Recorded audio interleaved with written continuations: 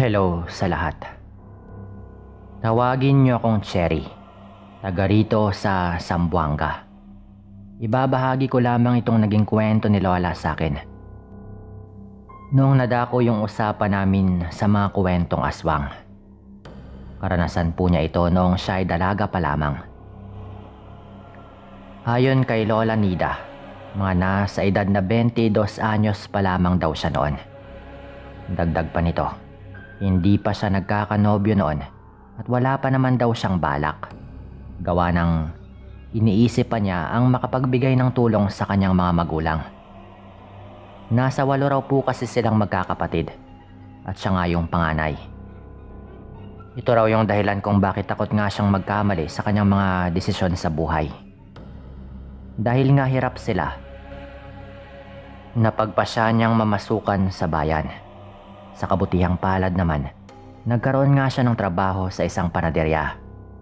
Hindi naman daw mahirap yung kanyang trabaho dahil nagbabantay lang naman siya ng mga taong bibili ng mga paninda. Ang medyo hindi lamang daw niya matiis madalas ay umaabot daw siya ng mga launa ng madaling araw. Parang ganun daw lagi. Isang araw po noon, dahil masama yung pakiramdam ni Lola Nida, tinanghali nga ito ng gising. Ayaw sana niyang pumasok sa kanyang trabaho. Pero sahuran po kasi kinabukasan, kaya't kailangan niyang pumasok sa panaderya. Dahil doon, naligo na nga siya at pagkatapos ay dumiretso na sa kanyang trabaho. Nagsimula nga siya sa kanyang trabaho noon at hindi na sinabi yung patungkol sa masama niyang pakiramdam. Dahil mag-alas 9 na nga siya nakapasok noon, mga launa ng madaling araw siya makakalabas. Yun daw kasi yung kanilang patakaran. Marami siyang kasama roon buong maghapon. Pero noong gumabi na nga ay 2 na lamang sila ng panadero roon. At ng isa pang tindera. Yun nga lang, mauunang umuwi raw yung kasamang tindera ni Lola. At siya na lamang na mag-isa yung maiiwan doon na nakabantay kung sakali. Dumating nga po yung gabi noon at si Lola lamang mag-isa sa tindahan ng tinapay. Habang nakaupo noon, ay nagbabasa daw siya ng pocketbook. May kung anong dahilan daw siya na napalakas daw yung pagkabog ng kanyang dibdib. Dahil hindi naman niya alam kung ano nga bang dahilan noon. Dahil biglaan lang din daw niyang naramdaman. Kaya't hinayaan na lamang niya at ipinagpatuloy yung kanyang pagbabasa. Nang mga sandaling yon kasi, walang bumibili sa kanilang panaderya. Kaya hindi naaantala ang kanyang ginagawa. Ganon nga raw yung nangyayari nang magpaalam yung panadero na saglit na uuwi. Ayon daw kasi rito, titignan lamang niya ang kanyang 2 anak na naiwan sa kanilang bahay at pagkatapos ay babalik din daw ito sa panaderya. Noong makaalis na nga yung panadero, ay mas lalong sumidi yung nararamdamang takot ni Lola. Ayon pa nga sa kanya, parang may nakamasid daw sa kanyang kinaroroonan mula sa madilim na bahagi. Noong mga panahong yun kasi, wala pang mga ilaw sa kalsada. Kaya tanging bumbilya lamang yung naroroon sa may tapat ng panaderya na siyang napagkukunan nila ng liwanag. Hindi na lamang yun pinansin pa ni Lola at minabuti niya ang kumuha ng 3 bangko at pagkatapos ay hinilera po niya ito. At nang magawa niya yon, napagpasya niyang mahiga na muna doon. Ramdam na rin kasi niya yung pagod, lalo na nga ng kanyang mga mata, dahil na rin sa pagbabasa. Naisip niya na palalim na rin ang palalim yung gabi, kaya't wala na sigurong bibili pa ng tinapay. Unti-unti na sana siyang dinadalaw ng antok. Ngunit may narinig siyang kaluskos sa may hindi kalayuan. Lubang tahimik kasi yung paligid. Kaya kahit kaunting ingay, ay hindi malabo na talagang marinig. Bumangon kaagad si Lola at tinignan yung bahagi kung saan nagmumula yung kanyang narinig. Nagkaroon siya ng kutob na baka may magnanakaw na nagnanais na pasukin yung panaderya.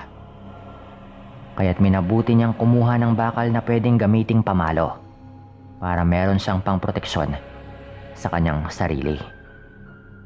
Noong nagawa na nga niya iyon, sinipat niya ng maigi ang madilim na bahagi. Pero wala naman siyang nakitang kahit na anong nilalang doon. Babalik na sana siya sa kanyang pagkakahiga nang may mapansin siyang gumagalaw. Dahil madilim nga yung bahaging yon, hindi nga niya naaninag kung sino nga ba yung gumagawa ng paggalaw na iyon. Lakas loob na lumabas si Lola sa tindahan ng tinapay. At pagkatapos ay sinubukang ilawan yung madilim na bahagi gamit yung kanyang debateryang flashlight. Ilang ulit pa raw niyang pinasadahan ng liwanag yung pinagmumula ng ingay. Ngunit wala naman siyang nakitang kahit na ano. Pagkatalikod niya, doon siya nakaramdam ng malamig na hangin sa kanyang batok. May naamoy na rin siyang kakaiba. Kaya't naisip kaagad niya na baka may tinapay na nasusunog doon sa kanilang pugon.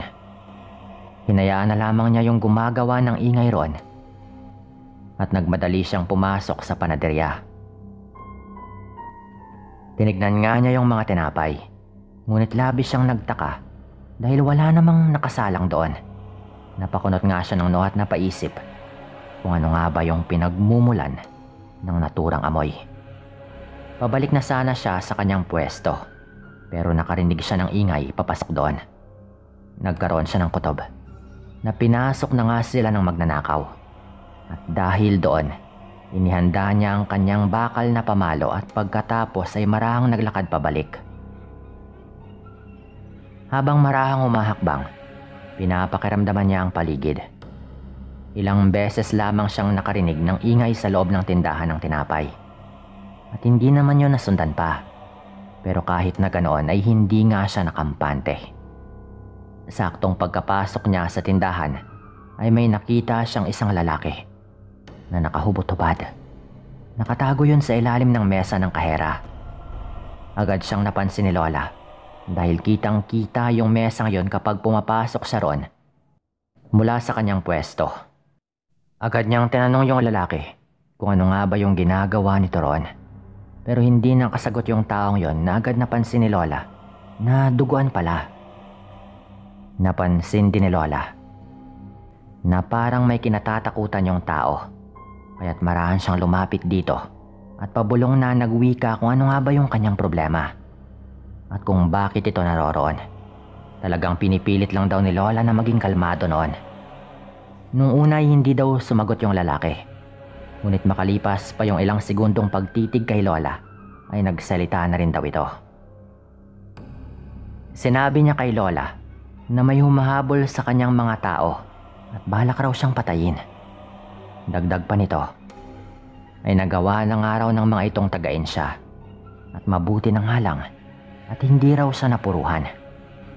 Dahil naisip ni Lola na baka masama yung ginawa ng lalaki, kaya tinanong nga niya ito kung ano nga ba yung rason at tinaga siya ng mga tao. Hindi raw agad nakasagot yung lalaking yon at sa halip ay tumitig lamang siya kay Lola na parang nanghihingi talaga ng saklolo. Paalisin na sana niya yung lalaking yon dahil baka pati siya ay madamay. Pero agad siyang nakaramdam ng awa rito nang makarinig si Lola ng mga ingay ng tao na papalapit.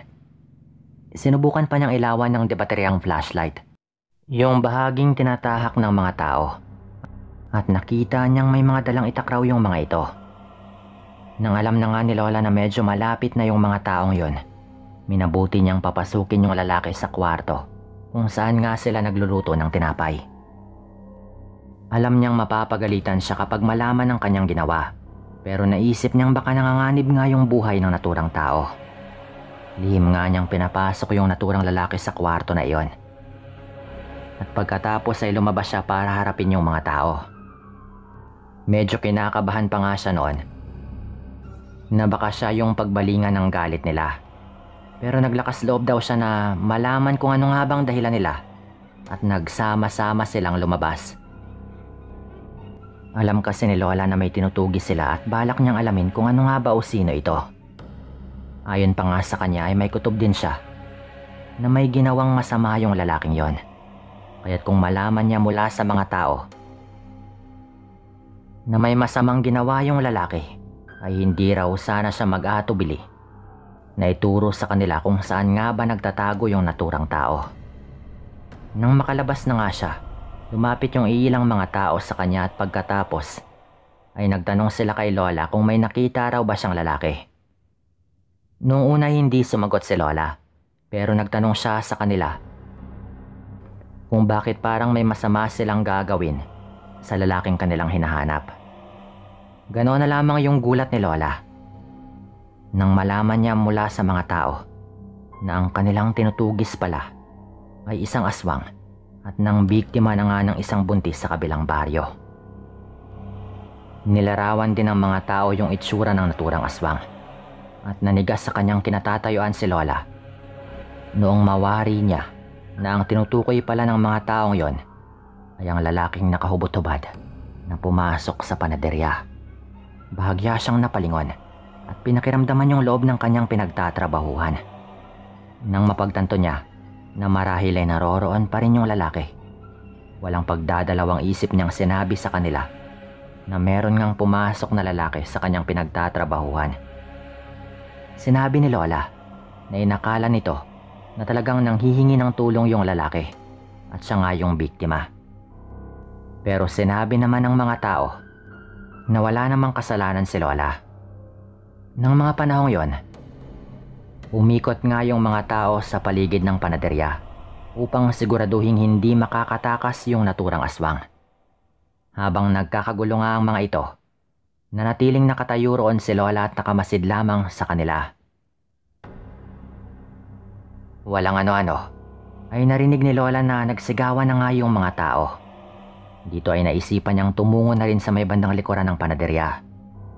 Pagkarating niya roon, agad niyang nakita yung lalaking kanyang tinulungan. Pero ganoon na lamang yung gulat nito nang makitang nasa bubungan na nga yung naturang lalaki. Ang mas lalo pang nagpagulantang sa aking Lola noon ay nang makita niyang naging mabalahibo yung lalaking yon at nagbabaga na umano yung mga mata. Lalo pang lumakas yung sigawan ng mga tao at inuutusan nila yung lalaking aswang na bumaba na sa bubungan. Pero parang baliwala lamang yon sa lalaking yon. Nagpapalinga-linga daw yon sa paligid na parang naghahanap ng pupwede niyang lipatan. May isang lalaki pa sanang aakyat sa bubungan para harapin yung lalaking aswang na yon. Pero pinigilan siya ng kanyang kasamahan. Ayon daw kasi sa kanila, kapag umakyat pa siya ay baka kung mapano pa siya roon. Nang mga panahon yon, naisipan ng Lola ko na pumasok sa kanilang panaderya at pagkatapos ay kumuha daw ito ng asin.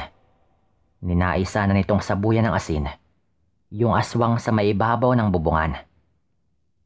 Ngunit nang makalabas na nga siya dala yung lalagyan ng asin, kitang-kita niya kung paanong lumundag yung nilalang na iyon mula sa bubong ng panaderya patungo sa puno ng nyog na hindi naman daw ganon kataas. Pero talagang nakakabigla pa rin daw yon, lalo at hindi naman sobrang lapit ng nyog doon sa bubungan ng panaderya. Bagay na hindi raw magagawa ng kahit sinong normal. Lalong nagsigawan yung mga tao at meron pang isang lalaki na nagpaputok na ng kanyang baril upang takutin nga yung aswang at paalisin sa may puno. Ganoon na lamang yung kanilang paghiyaw nang magawang tamaan ng lalaki yung aswang sa may bandang likuran. Inakala nila na mahuhulog na nga yung nilalang. Pero mabilis daw itong lumundag patungo sa kabilang puno ng nyog at sinubukan pang barilin ulit ito ng lalaki. Pero mabilis daw itong nakalayo. Alam mo yung parang hayop na nagpapalipat-lipat lang sa mga puno. Agad namang nagtakbuhan yung mga tao para alamin kung saan nga ba tumungo yung aswang na iyon. Samantala, naiwan si Lola roon na nanginginig dahil na rin sa takot. Hindi niya inaakala na mararanasan niya ang ganoong bagay. Tulala siyang bumalik sa loob ng kanyang pinagtatrabahuhan. Sa halip na tumambay sa tindahan ng tinapay ay minabuti ni Lola na pumasok na lamang sa loob at hayaan na munang nakatiwangwang ang naturang tindahan. Naisip daw kasi niya na wala namang bibili ng mga ganong oras. Ngunit kapag isara naman daw niya ay baka pagalitan lamang siya ng kanilang amo. Habang nasa loob ng panaderya, ay hindi lubos maisip ni Lola na matutulungan niya nang hindi sinasadya yung aswang na yon na nakapangbiktima na nga sa kabilang baryo. Mabuti na nga lang daw at hindi siya ginawa ng masama ng lalaking yon, dahil kung nagkataon ay wala raw tutulong sa kanya. Dahil sa kanyang naging karanasan, mas pinili niya ang magtrabaho tuwing may araw. Hindi na rin daw gaanong kumalat yung mga nangyari dahil wala naman silang gaanong pinagsabihan. Nalaman na lamang ng kanilang amo yung kanyang ginawa nang magdesisyon na nga si Lola at magpaalam na alis na sa kanyang pinagtatrabahuhan. Gulat na gulat daw yung kanyang amo noon, lalo at talagang nilihim nga nila Lola yung tungkol doon. Magmula daw nang umalis siya sa panaderyang yon, hindi na rin siya nakaranas pa ulit ng kung ano-ano pang kababalaghan. Pero syempre, hindi makalimutan yun ni Lola, at kapag naaalala niya, lalo na tuwing gabi, ay kinikilabutan pa rin daw siya ng malala. Dito ko na rin po tatapusin yung kwentong ito. Maraming salamat po sa lahat ng mga matyagang nakinig.